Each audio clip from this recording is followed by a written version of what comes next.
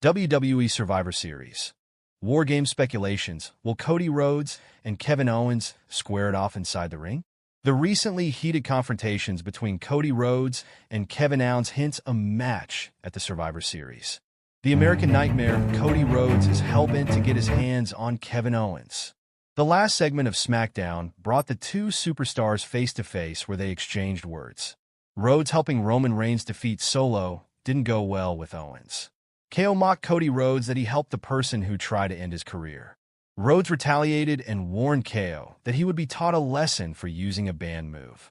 It can either be at the 2024 Survivor Series, WarGames, or the main event. The officials were present all the time to stop them from laying hands on each other. Previously, Cody Rhodes had asked the SmackDown general manager Nick Aldis for a match against Owens to avenge Randy Orton. Cody called out Owens after the attack on Orton, but GM Aldis came out and informed him that KO was suspended. Cody made it clear that Nick won't be able to keep Owens safe for long. "If I can't handle my business in the ring, what do you expect me to do?" Rhodes said on Friday Night SmackDown. He informed Aldis that he would fight KO in his front yard, but Aldis won't want someone representing WWE to do that. Cody ended the segment stating he would not wait for long. Kevin Owens, once an ally of Cody and Randy, turned heels when Cody and the OTC Roman Reigns joined forces to defeat Solo and Jacob Fatu. He attacked Cody backstage, which was stopped by the officials and Randy Orton. Cody went towards the ring to confront Owens. However, both were stopped by officials until the Viper opted to talk to KO in the ring. Randy Orton tried to stop Kevin, who tried to break loose and accidentally punched Randy, who retaliated with a knockout punch to Kevin Owens. This riled up KO, who thought Randy also betrayed him, attacked Randy backstage, and was stopped by officials again. Things escalated when Randy went on to confront Kevin Owens in the ring, and Owens performed piledriver on the Viper. The move is banned in WWE for the safety concerns of superstars.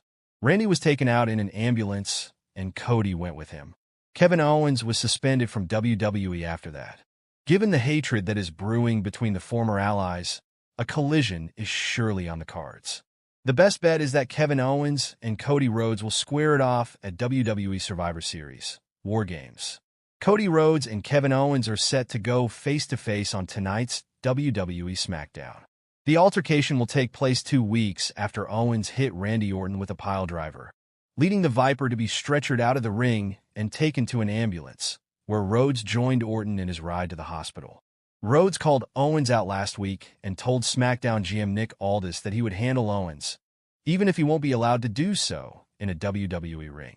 Aldis then invited Owens to tonight's show, and he accepted via a remote promo.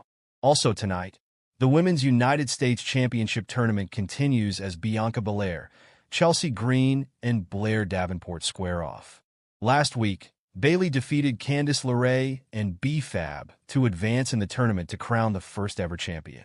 The Men's United States title is scheduled to be defended tonight as Santos Escobar challenges LA Knight. Plus, Bayley and Naomi team up against Tiffany Stratton and Candice LeRae. Michael Cole welcomed everyone into the show as Salt Lake City scenery was shown. A video recapping last week's Bloodline developments was shown. Solo Sikoa's music hit back inside the arena, and Sikoa make his entrance with his WarGames team. Loud OTC chants broke out. Sikoa had a microphone and told Salt Lake City to acknowledge him. The crowd instead booed. Sikoa said he and his crew are ready to dominate WarGames. "Oh," the chants broke out again. Sikoa said Roman Reigns isn't ready because he wasn't even in the building. Sikoa said when Roman gets there, he wants Roman to meet him in the middle of the ring later to accept his terms of surrendering. Sikoa said once Roman surrenders, Roman and his crew will acknowledge him. And so that's how you protect Belair, but give the beloved Green a welcome win in an important spot on television. Kudos to the production team, because it really did look like a crime scene backstage with Cargill laid out on top of the hood of a car. I didn't know someone in WWE canon hated Cargill so much that they would attempt to actually kill her. But here we are, back to the match. It was good, and I was glad to see the underused Davenport get some time to enjoy a spotlight here and there. Green going over was the right call. My only fear now is I'm not sure she actually wins the whole thing, and it'll be quite the disappointment when she loses, but we'll cross that bridge when we get there. For now, this was a good, action-packed 10 minutes. Green made her way to the ring without Piper Niven.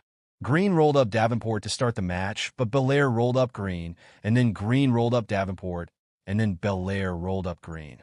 None of the pin attempts resulted in a win. Obviously, Davenport was on the outside, and Belair hit a standing moonsault on Green for a 2 count.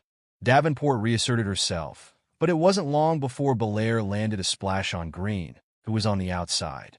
Davenport then landed a double stomp on Belair on the apron. The show then went to a commercial break. The show returned, and Belair had control over both wrestlers. Belair was working over Davenport, but Green broke it up and hit a Rough Rider on Belair. Davenport followed that with a double stomp on Green. Belair went for a moonsault, but Davenport got the knees up. Green then dropkicked Belair and landed on Davenport for a 2 count. Belair came back and landed a German suplex on Davenport and Green at the same time. Belair got a 2 count out of it. Belair ran at Green, but Green moved and Belair hit the ring post. Davenport climbed to the top, but Green cut Davenport off and landed a superplex from the second rope. Belair hit a 450 on Davenport and went for the pin, but Green pulled Belair off Davenport. Belair returned the favor and got a good near fall on Davenport. Video then cut into show Jade Cargill on top of a car with a cracked windshield. Belair left ringside to tend to Cargill. Back inside the ring, Green hit her finisher after a Davenport roll-up, and Green got the win. A fine enough match, even if the shadow of Nakamura hung over the entire thing, between his physical presence at the end of the bout and the opening match video. Escobar was given a ton of offense, which was a little surprising, considering Knight's standing in the WWE food chain. I'm all for this mini reboot for Nakamura, and I continue to be intrigued by his pairing with Knight. The clash in styles should be something to watch, for better or perhaps for worse. Here's hoping this doesn't end up being a quick 3 to 4 week arc for Nakamura, and then he quickly gets defined down for the 59th time. I'd love to see him be a main player each week. Before the match began, the lights went out and a Nakamura video aired. Nakamura said he had been watching LA Knight and now knows Knight better than Knight knows himself. Nakamura said Knight is insecure and consumed with fear. Nakamura said Knight's fears are justified because this is the beginning of Knight's end. The lights turned back on and Escobar attacked Knight, who was befuddled. Escobar hit a splash on Knight, who was on the outside.